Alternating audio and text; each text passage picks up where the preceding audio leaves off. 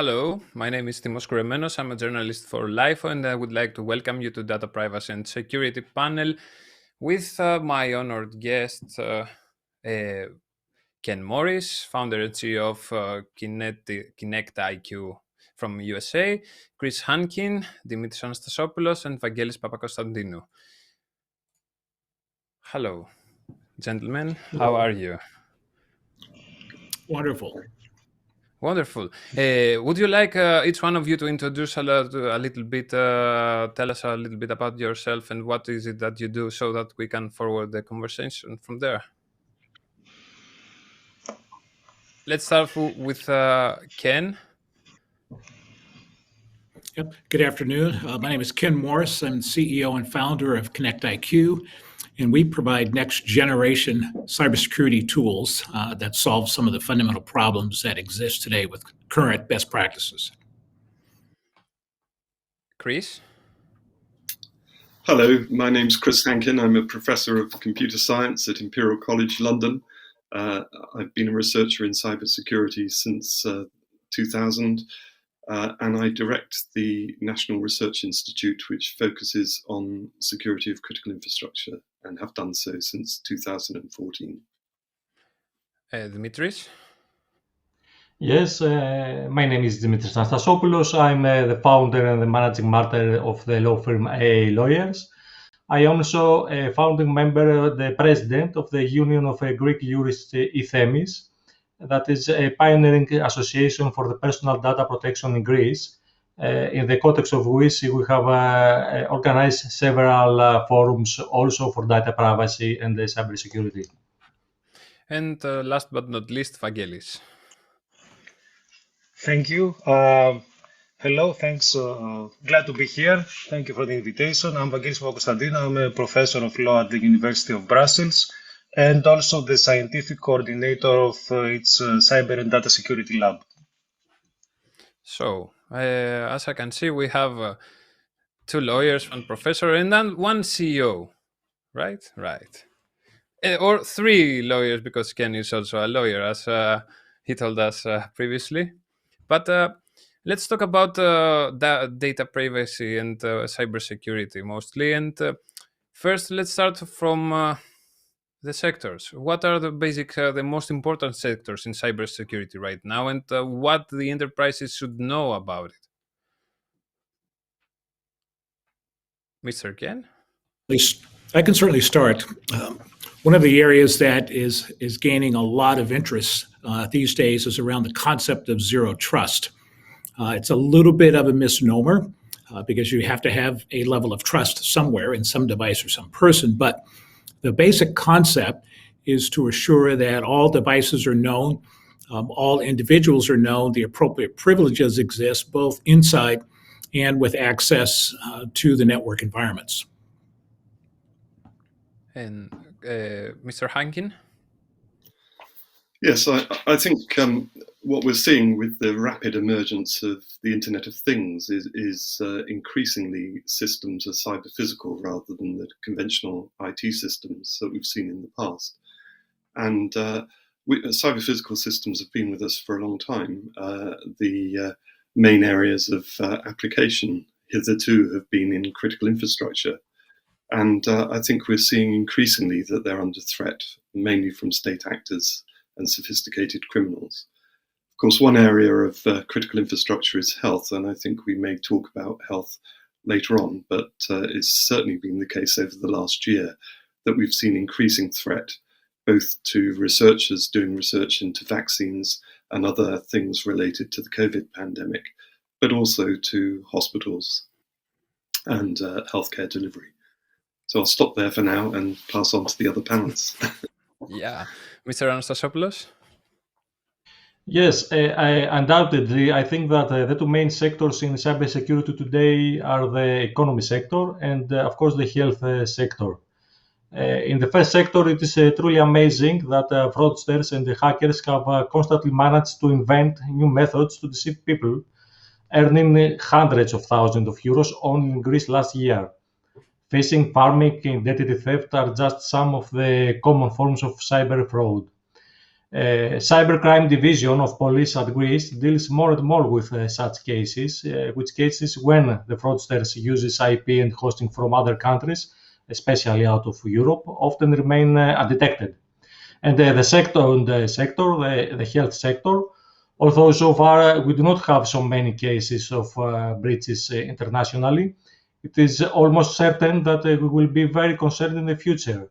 The transfer of billions of health data to electronic platforms only the last year of the pandemic, and they're processed not only by governments but also by private companies through various applications and smartphones, is sure to be the next big field on cybersecurity in the very next time, I think.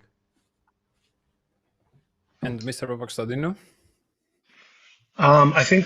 I think my colleagues have covered the sectors, technical sectors that are of concern today. So I will focus on the legal sectors. I'm also located in Brussels, so I'll focus on EU law. Therefore, if we are going to talk about legal sectors, the EU regulatory framework is a regulatory framework constantly in development, following up with developments and trying to catch up with technical progress and new challenges. Therefore, we have as far as cybersecurity legislation is concerned, we have the first generation, the Network Information System Directive, that is now being replaced. A new draft has been released by the Commission recently, the NIS2, and is currently under elaboration. And we also have the Cybersecurity Act, the EU Cybersecurity Act, which, apart from re-establishing the EU Agency on Cybersecurity, ENISA, is also discussing about introduction of an EU certification framework. And of course, one must never forget that when personal data are being accessed, then also the GDPR EU personal data protection legislation comes into place and is also applicable. Therefore, from my point of view, these are the sectors that are affected today by cybersecurity. And during the pandemic, we have seen a lot of digital transformation of many companies, and adapting new methods of security data. How safe are our data right now? Is every user should feel safe, or a hack could lead to a very major effect of data breach? Mr. Papakostadino? Again, I will have to focus on the regulatory framework, and Yeah, of course. I assure everybody that it is firm, and I think that it provides solutions, both when the data are personal data, then we have also the GDPR in effect, but also if it is personal and non-personal data, then cybersecurity EU legislation anyway applies that provides solutions. It has been in effect for several years now, not decades, but still several years, which is a considerable period of time when technological progress is concerned. Therefore, from a technical legal point of view, the answers are there and the framework is there for it to protect individuals. How difficult was it for a company to be compliant, GDPR compliant, to get the transformation and do everything? Mr. Papakostadino also. Yes, that is a big discussion. There have been some concerns since day one that SMEs have a problem in adjusting to the new regulatory environment. But I feel that 5 years after 2016 and 3 years after it came into effect, the GDPR, I think that these problems have been resolved by now. Should have been resolved by now, at least. Mr. Morris, are our data safe right now? Well, I'll give you the lawyer's answer and then the technologist's answer. As a lawyer, it depends. One of the things that we are seeing today is the constant threat of access to network environments and devices and the like. It was discussed earlier about the issue of GDPR. We are seeing, for example, data flows or cross-border data transfers from the EU to the US, there are significant challenges with a lot of American firms in trying to comply. Even though they will have SECs, even though they will sort of use what's considered current best practices, the European Data Protection Board they put a stake in the ground to see that even though one is encrypting data and sending it to the US, the US surveillance capabilities are such that it raises questions about the ability for that data to remain protected according to the principles under EU law. And so is your data safe? Basically, but are there tools and techniques that exist today that take advantage of the current state of cyber defenses? Yes. And so I wouldn't suggest that one would not sleep well at night, but there is the constant threat of data being compromised. And that's just driven more by the state of technology, which unfortunately has outstripped or outrun a bit of the law at the moment. Mr. Anastasopoulos, what is happening right now in EU now that most companies are migrate to EU from UK and with the data centers? What is the law point of view for the data of users, EU users? As the previous speakers mentioned, it's all about GDPR. At last, the three last years from May 2018. It's just 3 years ago, and it's GDPR the future. So due to GDPR, every company must take a series of technical security measures in order to protect the personal data it owns and processes. The more data it manages, it owns, the more measures it must take. In fact, GDPR in Article 32, if I remember well, I think so, provides that those who process personal data must take a series of technical security measures, such as pseudonymization and encryption of personal data. Of course, we still cannot be sure that it will be safe, but at least we reduce the chances of leakages taking that measures. Certainly more specialized to answer this question is not a lawyer, but the speaker that he's not right now with us. But there are specific measures that the companies should take. And Mr. Hankin, what about our health data? We have everybody or almost everybody has a wearable tracking their health data, tracking everything. And now with the vaccination, we have a vaccine certificate, and many companies have a lot of health data. Are there any issues on this topic? Yes, I mean, I was preparing to answer your general question first, and I was going to give a more technical answer to that than maybe some of the other panelists have, although the last panelist did begin to talk about some of the technical requirements that GDPR places on companies which hold data, and of course those apply to health companies just as much, or people who hold health data just as much as other data controllers. What I was going to say about the general situation is that certainly in the UK, since 2016, we've had a forward-facing national cybersecurity centre, and that's provided lots of advice, and in particular developed something called the Cyber Essentials Scheme, which basically highlights 5 sort of areas where companies should take measures to actually protect data. And it's certainly believed that if companies properly implement the Cyber Essentials Scheme, then that prevents the bulk of certainly low-grade cyber attacks that companies might expect to see. It's particularly focused at SMEs.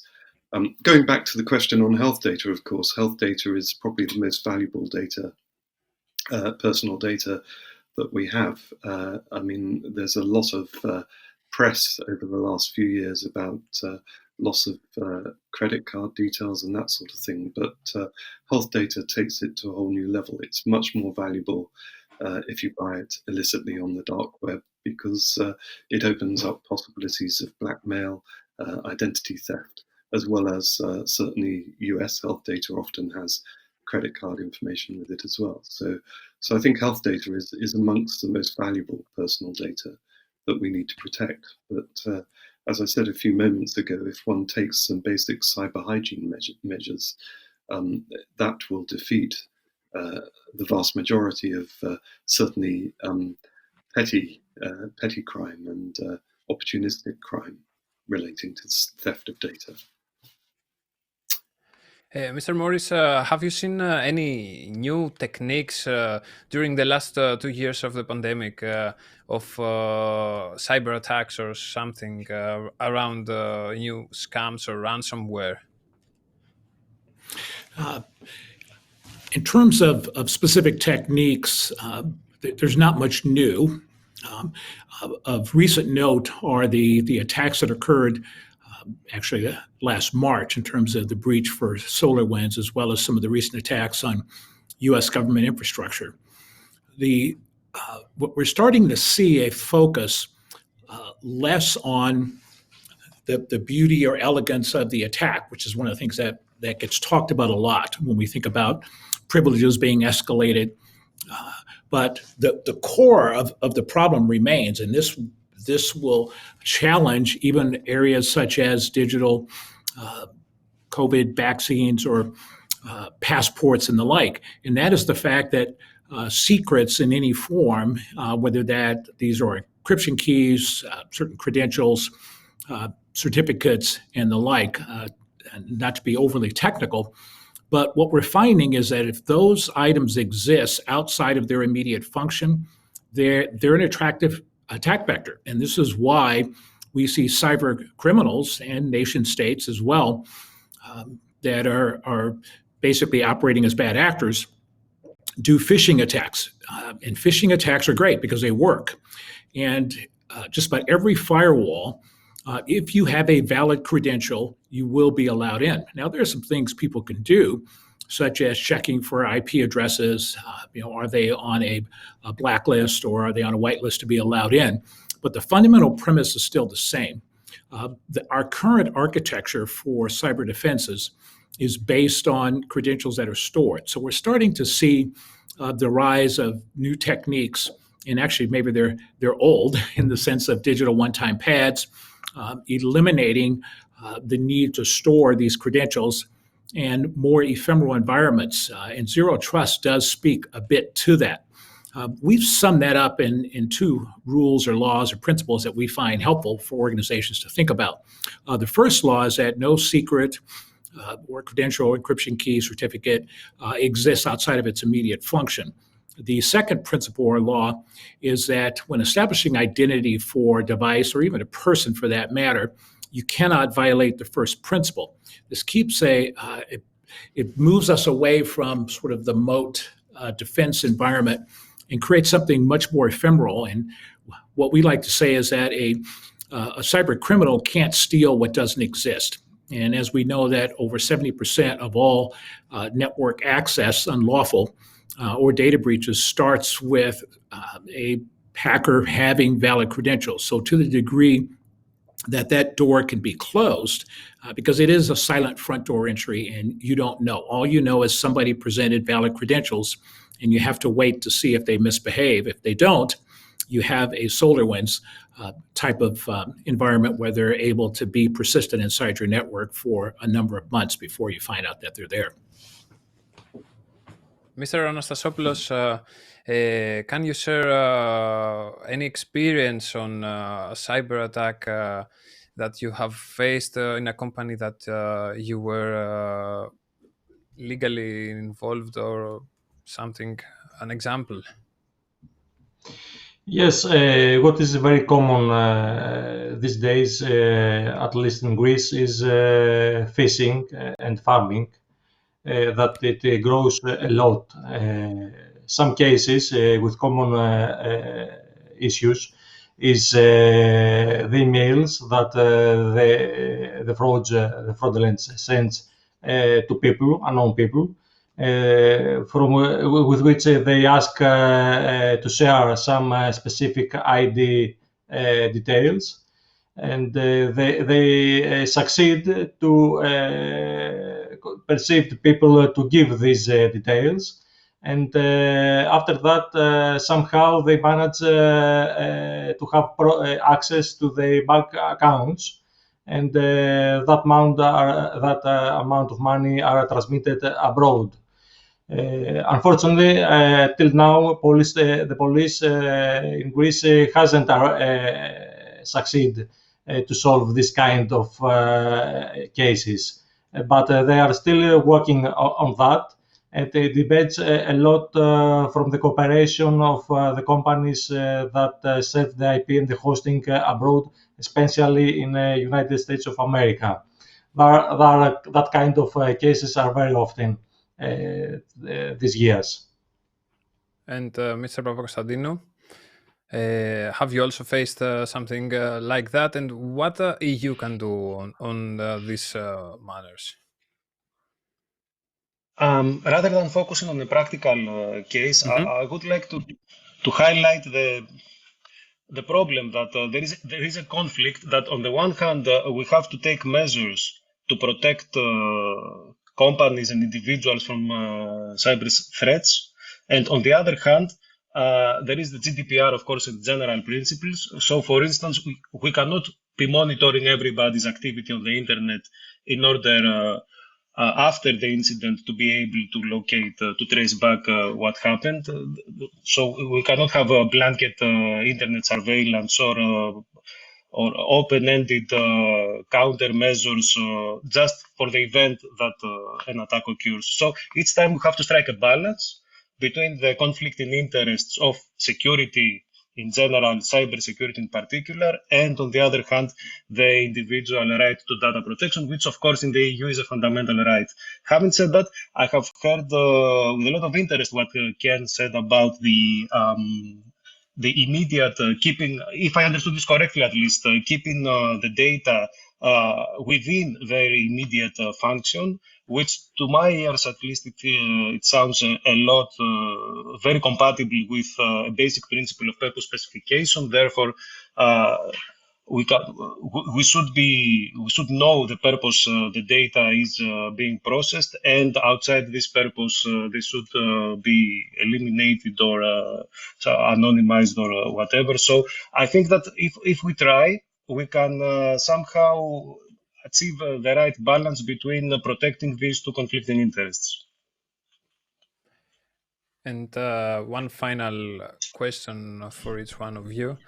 What are the future of cybersecurity and data privacy? What we should care about, and what where we should focus on, the companies mostly? So, Mr. Morris? Companies can solve what they believe is a conundrum today, and that's the balance between security of data and the ability to use that data for their own business reasons. A lot of this boils down to just this core principle, and it was spoken of by the previous speaker, and that is data should not outlive its purpose. Information that's used for protecting data or granting access to devices and networks should not outlive its purpose. That will be the future. So today we're based around more of a PKI or public key infrastructure. That requires storing these credentials. I believe that we will begin to see movement away from that, and that will provide digital agility. We believe that'll provide more opportunities for citizens to assure that their data is only in trusted hands and can only go to trusted environments. I believe we'll see the day where, and not too distant future, where the sort of banking example that was given in terms of a wire transfer, those no longer occur because only the parties that are actually in a known provenance trust relationship will have the ability to generate the necessary credentials and encryption keys, and they only exist in one spot, and that is inside their devices. So there's no way for bad actors to get into the middle of transactions, which is fairly commonplace today. There is a move that direction, and I believe that companies and consumers, for that matter, will need to continue to drive to that future. Mr. Hankin? I think going forward, I'm sure that artificial intelligence is going to play a much bigger role, both in what we do with data, but also from a cybersecurity perspective, both in terms of making the AI secure, but also the AI helping us make other systems more secure. So I know that the European Union at the moment is launching a new AI regulation.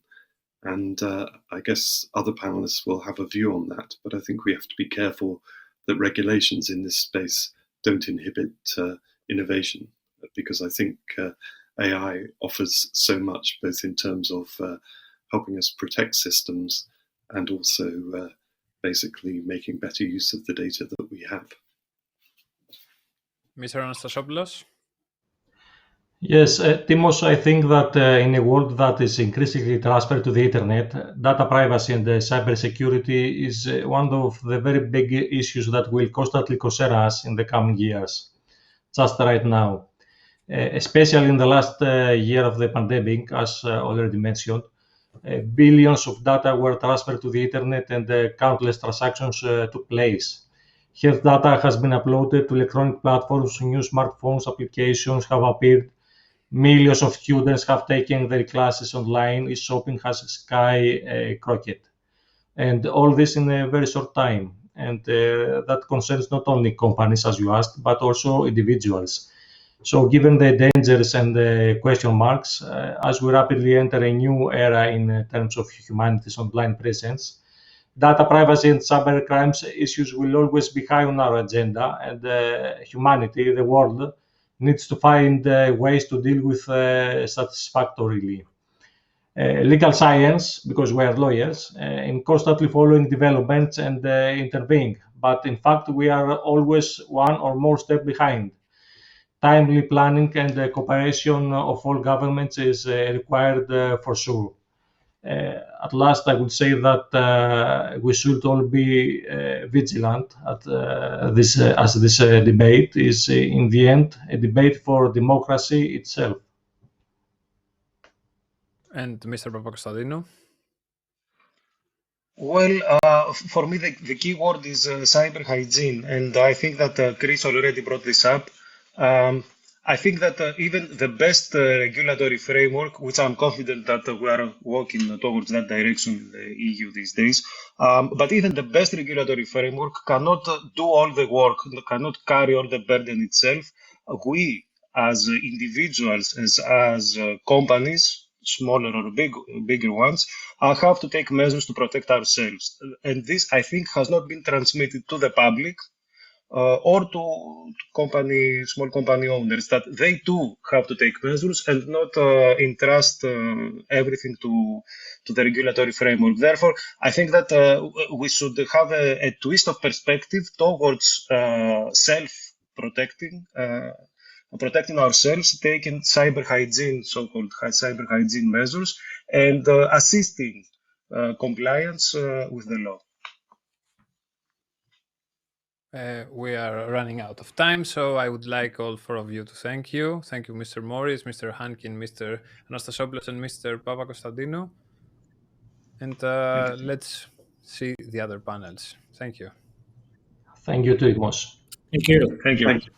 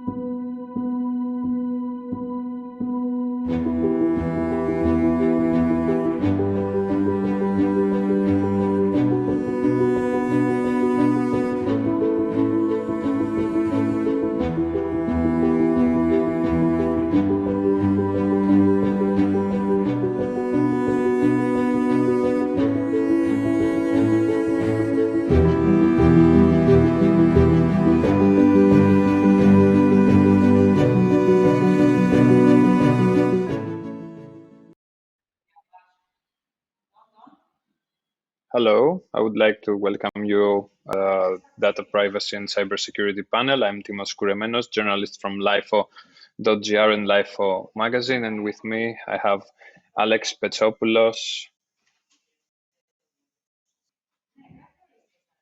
PwC partner and cybersecurity expert, I think.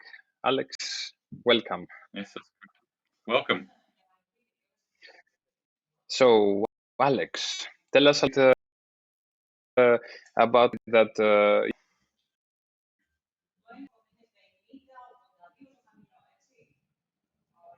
Oh, sorry, could you repeat that question?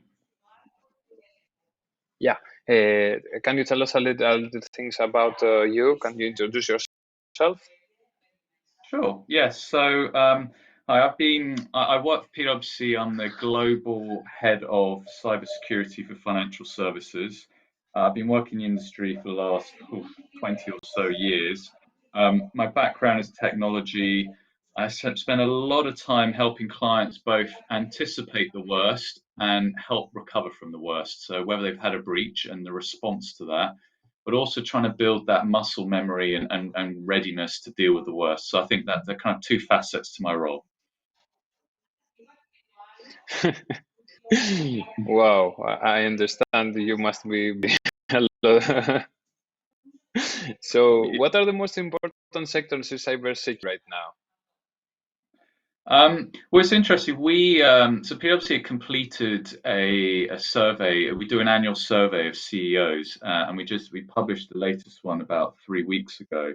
And we were quite surprised by the results. Right, this survey included about 4,500 CEOs around the world, and they kind of rated cyber as the biggest threat to their growth prospects. So I think the CEOs in the US, North America, and Western Europe had it as number one, ahead of the pandemic and other concerns, and number two in other parts of the world like Asia and the Middle East. So it's clearly, as an agenda item, it's gone up a level.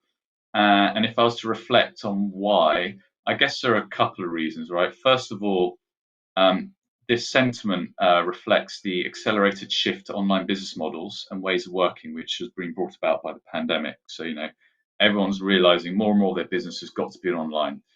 Also, we're seeing a huge increase in the volume and impact of cyber threats, specifically like ransomware. So I think there's a bit of context. There has been a big shift, and it's raised a lot of awareness around the risks around cyber.